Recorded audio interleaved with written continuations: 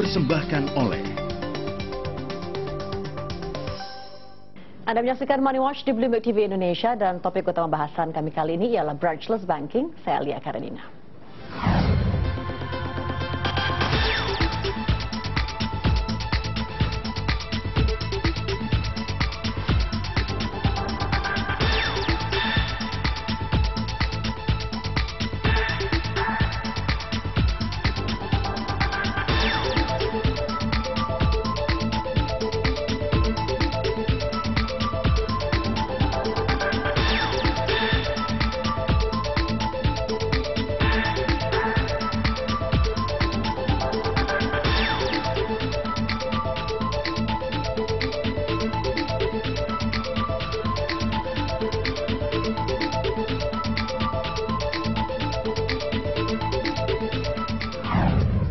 Otoritas Jasa Keuangan akan mengeluarkan aturan layanan keuangan tanpa kantor dalam rangka keuangan inklusif atau yang lebih dikenal dengan istilah branchless banking pada akhir tahun 2014. Bagaimana penerapan branchless banking hingga saat ini dan sampai sejauh mana peran OJK dalam menerapkan aturan ini? Kita berbincang dengan tamu kami kali ini, Ganjar Mustika, Kepala Departemen Penelitian dan Pengaturan Perbankan dari Otoritas Jasa Keuangan. Selamat datang Pak Ganjar di Bloomberg TV Indonesia. Pak, bisa diterangkan sedikit ini konsep branchless banking ini untuk di Indonesia seperti apa? Baik, konsep branchless banking ini sebetulnya merupakan salah satu program di dalam rangka pelaksanaan daripada strategi nasional mengenai layanan keuangan inklusif di Indonesia. Dan ini sebetulnya merupakan satu terobosan di Indonesia di dalam rangka bagaimana kita bisa lebih banyak lagi melayani masyarakat. Masyarakat yang belum masuk di dalam sistem keuangan kita. Tentunya ini berdasarkan satu pemikiran yang lebih besar lagi sebetulnya. Kalau kita kembali kepada bagaimana suatu sistem perekonomian di suatu negara, itu ternyata memerlukan dua hal pokok. Yang pertama adalah bahwa suatu sistem keuangan di suatu negara agar bisa berkontribusi secara signifikan terhadap pertumbuhan ekonomi adalah yang pertama mengenai efisiensi di sistem keuangan. Yang kedua adalah stabilitas dan ketahanan daripada sistem keuangan.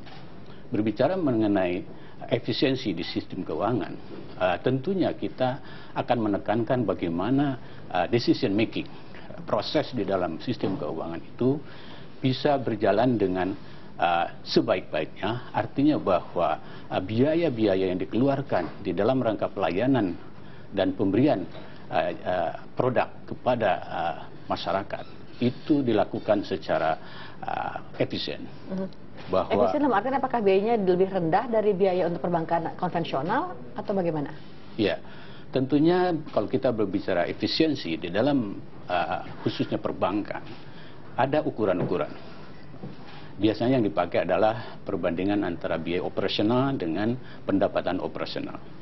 Kita tahu bahwa apabila biaya operasional tinggi, tentunya perbandingan rasio tadi akan juga tinggi.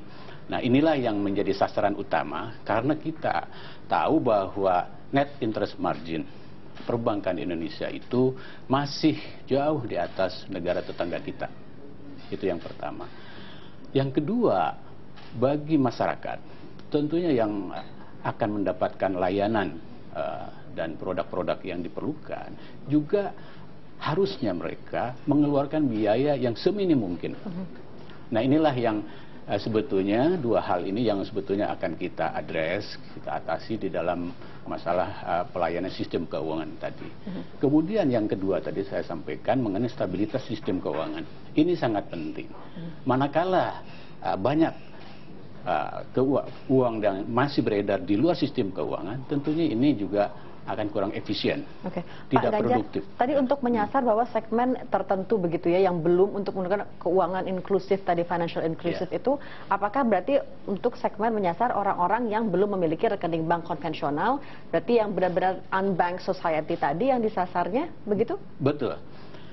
Tadi kalau berbicara tadi efisiensi, tentunya kita akan berbicara bagaimana bank mengeluarkan segala macam biaya, termasuk capital expenditure. Nah, apabila suatu bank ingin membuka layanan cabang atau ATM, tentunya itu akan memerlukan biaya, khususnya pembukaan kantor cabang. kita namakan Produk-produknya apa yang ditawarkan untuk masyarakat tadi unbanked society yang belum begitu familiar dengan produk dari layanan perbankan? Ya, menurut statistik yang ada bahwa sebagian besar perbankan itu berada di Pulau Jawa dan Bali.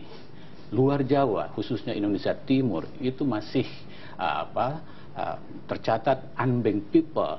Ya, unbanked people itu banyak sekali dan tinggi sekali, terutama tadi saya sampaikan di Indonesia Timur.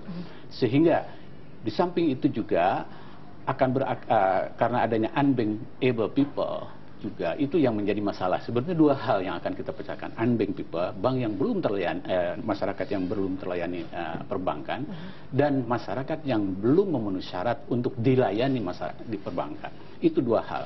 Nah, sasaran kita adalah bahwa mereka yang belum terlayani oleh perbankan itu yang akan menjadi fokus kita.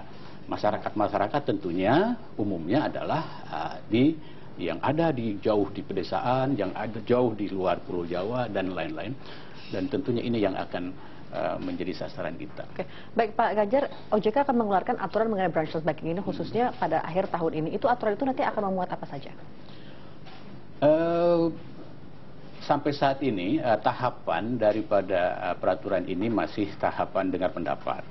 Rancangan sudah selesai, kajian akademis juga sudah diselesaikan. Yang ingin kita dengar dari berbagai lapisan masyarakat, termasuk akademisi, perbankan, dan asosiasi perbankan, dan lain-lain adalah bagaimana kita mengatur branchless banking, atau yang dalam bahasa Indonesia layan keuangan tanpa kantor. Ini bisa diatur sedemikian rupa sehingga merupakan satu regulasi yang optimal. Bukan saja melayani secara sosial, tetapi juga secara bisnis juga menguntungkan. Nah, beberapa hal yang diatur sebetulnya adalah yang pertama mengenai besaran nominal. Nominal daripada tabungan pertama yang akan masuk ke dalam sistem perbankan, yang kita sebut dengan basic saving account. Itu layanan pertama yang tentunya tidak harus besar, tetapi juga bisa menarik masyarakat untuk mau datang ke bank. Kalau saya nggak salah baca itu sekitar tabungan nasabah tidak boleh lebih dari 20 juta rupiah dan untuk per transaksi nominalnya tidak boleh lebih dari 5 juta rupiah. Itu alasannya? Itu berdasarkan economic of scale dan rata-rata nasabah yang ada di berdasarkan pengalaman yang berdasarkan pilot project yang sebetulnya sudah kita lakukan tahun 2013 kemarin, dan sebetulnya ini merupakan program lanjutan yang sudah dilaksanakan oleh Bank Indonesia dengan beberapa bank dan beberapa telco. Nah, ini menghasilkan angka seperti itu. Namun demikian, karena ini masih dalam tahapan penyusunan peraturan OJK, masih terbuka. Oke, lalu Pak, OJK ini rencananya akan melobi pihak pemerintah agar beberapa transaksi keuangan itu mungkin disubsidi dulu oleh pemerintah untuk beberapa transaksi. Itu caranya bagaimana mencoba melobi pemerintah di sini? Kami berkoordinasi dengan namanya Tim Nasional Pengurangan Kemiskinan. Ya, kemudian kita juga berada atau bekerja sama dengan Menko Perekonomian, kemudian juga kita berbicara dengan kantor Wakil Presiden, kemudian kita bicara juga, bahkan yang terakhir kami didatangi oleh tim transisi Jokowi untuk menyampaikan apa-apa saja yang bisa diberikan oleh kami kepada tim Jokowi, dan rasanya untuk dari segi payung hukum kita bahkan lebih maju daripada di negara-negara lain. Karena kita memiliki payung hukum dan ada satu standar atau kebijakan nasional, ya, yang tentunya ini merupakan satu kelebihan, sehingga akan memperkuat posisi kita untuk Baik, Pak Ganjar, kita harus break sebentar, nanti kita akan lanjutkan perbincangannya. Pemirsa, bagaimana penerapan branchless banking selama ini? Kami akan kembali dengan perbincangan selanjutnya, masih dengan narasumber kami dari OJK saat Money Watch kembali sesaat lagi.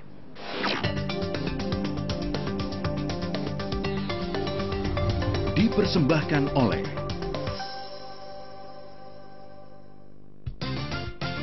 banyak tawaran untuk masa depan, perbankan, pasar modal dan asuransi, pembiayaan, dana pensiun, pegadaian. Kenali dulu sebelum memutuskan. Kenali kebutuhan dan produknya. Kenali manfaat dan risikonya. Kenalilah hak dan kewajibannya. Kenali supaya kita tahu. Sikapi uang dengan bijak, cerdas mengelola masa depan sejahtera. Sikapi uang dengan bijak.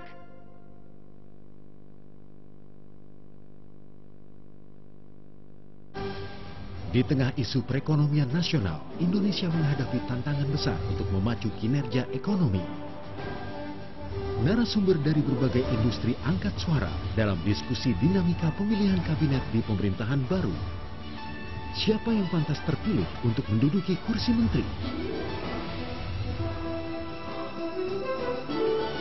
Bursa Kabinet, Kamis pukul 9 malam, live di Bloomberg TV Indonesia. Pagi menjadi awal langkah bisnis Anda. Bangkitkan semangat dan harapan untuk memulai hari. Matangkan rencana dan langkah aksi. Tetapkan keputusan dengan pertimbangan pasti. Pemandu setiap keputusan bisnis Anda sepanjang hari. Spirit Business. Senin sampai Jumat, pukul 6, 7, dan 8 pagi. Di Bloomberg TV Indonesia.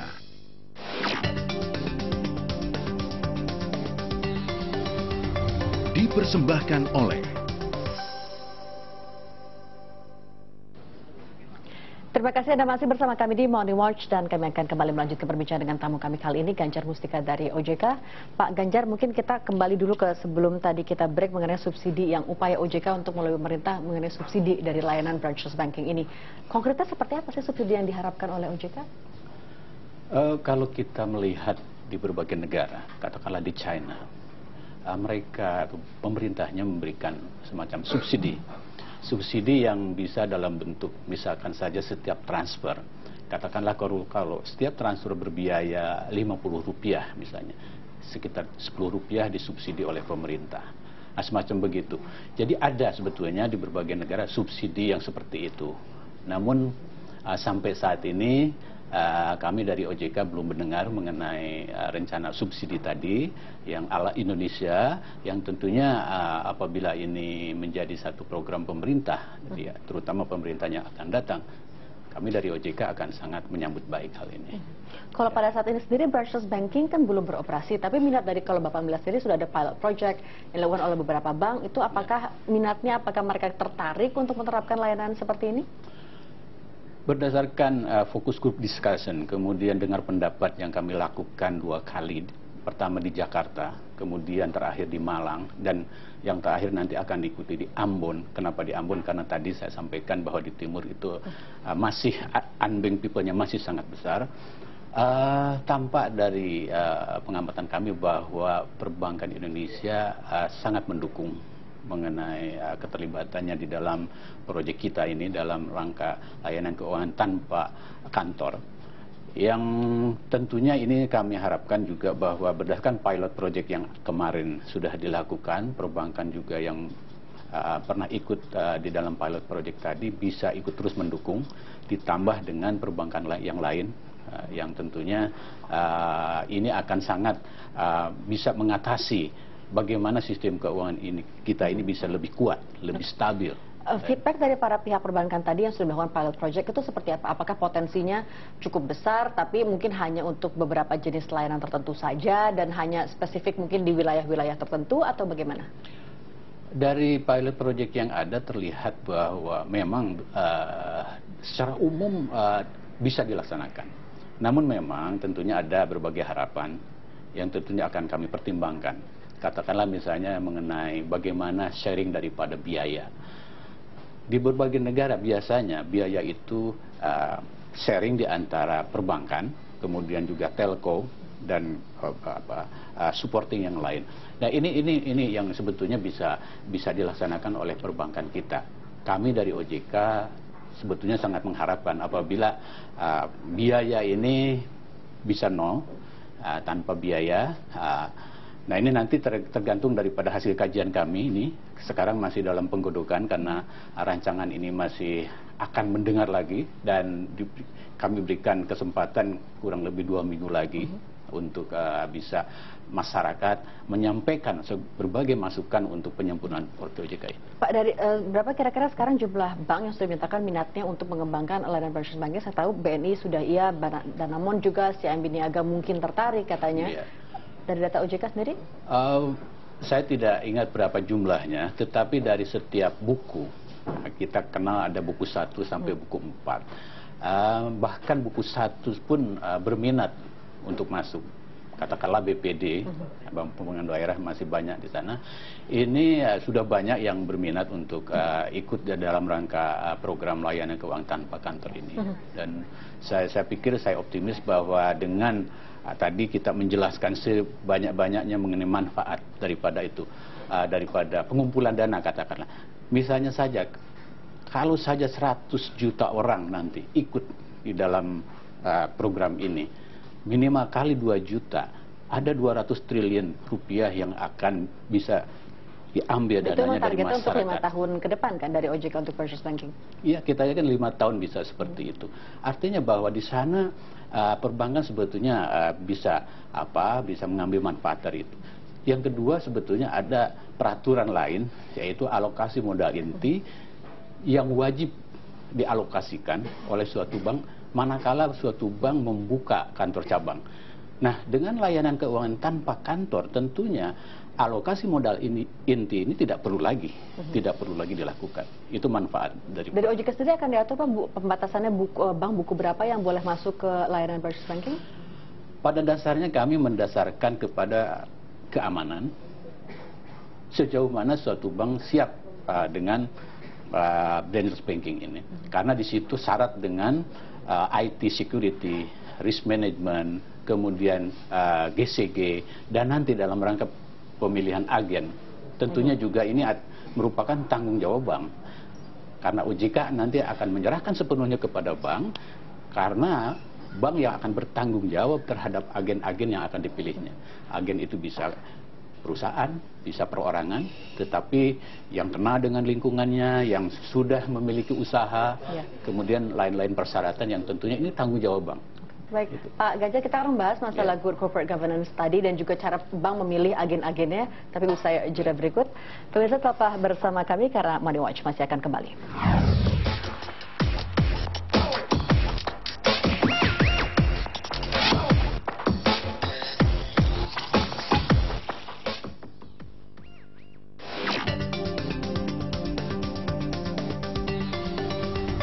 Dipersembahkan oleh